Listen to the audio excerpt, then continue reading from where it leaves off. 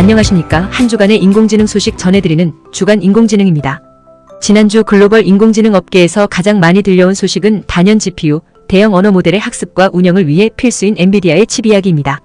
하루가 멀다 하고 굵직한 이슈들이 쏟아졌고 이에 따른 해프닝도 속출했습니다. GPU 부족 현상은 사실 지난해 말부터 두드러진 현상입니다. 생성 인공지능의 등장으로 마이크로소프트나 구글은 물론이고 메타나 테슬라까지 대규모의 컴퓨팅 시스템 구축에 들어가며 GPU 확보에 열을 올렸습니다. 심지어 테슬라의 자율주행을 위한 인공지능 플랫폼 도조를 구축하던 일론 머스크 CEO는 요즘은 사람은 물론 개들까지도 GPU를 사들이는 것 같다는 불평을 늘어놓았는데요. 이런 현상은 챗GPT의 등장으로 더욱 가속화됐습니다. 이를 가장 잘 반영하는 것은 안드레이 카르파티 오픈 AI 컴퓨터 과학자 겸 테슬라 전 AI 이사의 누가 H100을 언제 얼마나 많이 확보했는지가 요즘 실리콘밸리의 최고 이슈라는 발언입니다. 그러나 H100도 이제는 옛말이 됐습니다. H100은 엔비디아가 지난해 내놓은 최신 GPU였습니다만 이제는 GH200이라는 인공지능용 슈퍼칩이 등장했기 때문입니다. 엔비디아는 8일 미국 LA에서 시그래프 행사를 통해 GH200의 세부 사양을 공개하고 내년 2분기부터 양산에 들어간다고 밝혔습니다. GH200은 기존 H100의 CPU와 메모리를 추가, 성능을 높이고 전력 소비를 낮춘 그야말로 인공지능용 슈퍼칩입니다. 젠슨 황 엔비디아 CEO가 대형 언어 모델을 가져와서 여기에 넣으면 그야말로 미친 듯 추론할 것이라고 말할 정도입니다. 하지만 GH200이 등장하려면 아직 1년이나 남았고 업체들의 GPU 갈증은 계속될 것으로 보입니다. 실제로 요즘에는 GPU 부족으로 기존의 암호화폐 채굴이나 게임용으로 쓰이던 엔비디아의 그래픽 카드가 인공지능 훈련용으로 탈바꿈하는 판입니다. 대표적으로 암호화폐 업체에서 인공지능 컴퓨팅 업체로 변신한 코어위브라는 미국 스타트업은 최근 업계의 신데렐라가 됐습니다. 엔비디아가 코어위브에 H100을 몰아줬기 때문입니다. 이는 엔비디아가 당초 마이크로소프트나 아마존 등에 공급하려던 물량인데 두 업체가 GPU 부족에 시달리며 이를 대체할 자체 칩 개발을 시작한 데 대한 조치라는 분석입니다. 어쨌거나 몇 개월 전만 해도 무명에 가까웠던 코어위브는 최근 대규모 투자 유치는 물론 마이크로소프트와의 공급 계약까지 따내는 등 엄청난 수익을 올리며 승승장구하고 있습니다. 이런 현상은 세계 인공지능의 또 다른 축, 중국에도 큰 영향을 미치고 있습니다. 특히 중국은 미국의 수출 금지로 인해 최신 칩인 H100은 아예 만져보지도 못하고 대신 사양을 낮춘 A800이라는 제품을 수입하고 있습니다. 그런데 얼마 전 미국이 A800까지도 수출 금지할지 모른다는 소문이 퍼지며 바이두와 바이트댄스, 텐센트, 알리바바 등 대형 언어 모델을 개발하는 빅테크들이 A800 사재기에 나선 겁니다. 올해 10억 달러치를 구입한 것은 물론 내년 40억 달러치를 선계약했는데 모두 합치면 50억 달러, 즉 6조 600억 원에 달하는 규모입니다. 그나마도 암시장에서 더 높은 가격을 주고 GPU를 긁어모은다는 소식은 이제 새로운 뉴스가 아닐 정도입니다. 이런 가운데 엔비디아를 따라잡으려고 몸부림치는 AMD가 중국용 칩을 개발할지 고민한다는 말도 들려왔고 GPU는 물론 인공지능용 메모리인 HBM 부분에서 국내 SK하이닉스나 삼성전자, 마이크론 등이 경쟁을 펼친다는 소식이 주목받는 등 당분간 관련 소식이 끊이지 않을 것 같습니다. 그런데 과연 이런 GPU 부족 현상은 언제까지 계속될까요? 이에 대해 브레닌 맥비 코어위브 공동 창립자가 한마디 했는데요.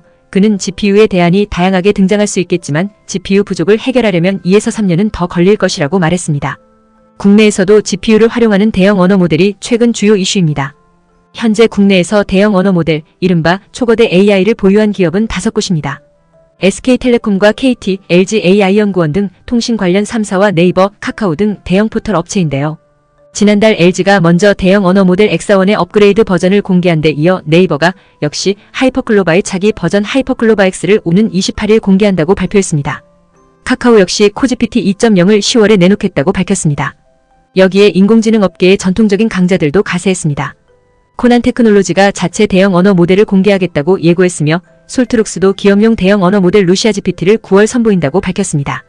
이렇게 되면 국내 대형 언어 모델 보유 기업은 7개로 늘어나게 됩니다. 물론 국내 대형 언어 모델은 해외보다는 규모가 작고 인프라도 제한적입니다. 그래서 전략도 규모로 승부하는 것이 아닌 한국어에 맞는 또는 특정 사업에 최적화한 전문가 모델 쪽으로 방향을 잡고 있습니다. 하지만 국내는 미국과 중국에 이어 대형 언어 모델 분야 세계 3위 국가입니다. 한국 말고는 이스라엘 정도가 모델을 보유하고 있습니다. 전통적으로 국내 기술 분야는 해외의 핵심 기술을 실제 산업에 도입한 응용 기술로 급성장을 이뤄냈는데 과연 인공지능 분야에서는 어떤 차별화한 서비스를 보여줄지 기대됩니다.